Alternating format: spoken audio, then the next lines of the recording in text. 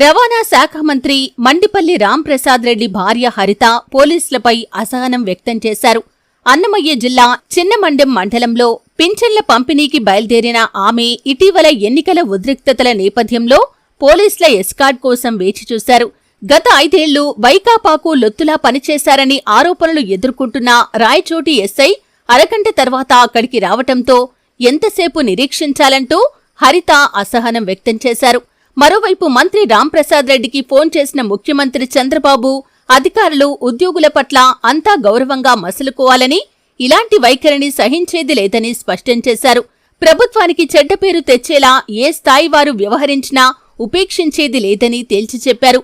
ఘటనపై విచారం వ్యక్తం చేసిన మంత్రి రాంప్రసాద్ రెడ్డి మళ్లీ పొరపాటు జరగకుండా చూసుకుంటానని చంద్రబాబుకు వివరణ ఇచ్చుకున్నారు.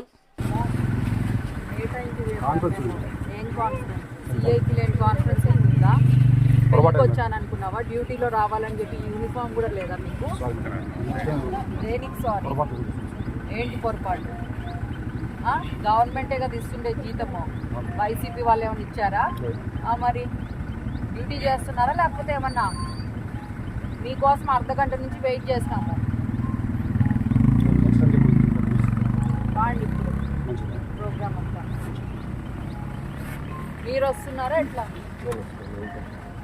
అదో మీ వెహికల్లో క్యాన్వాస్ స్టార్ట్ చేయండి మరి.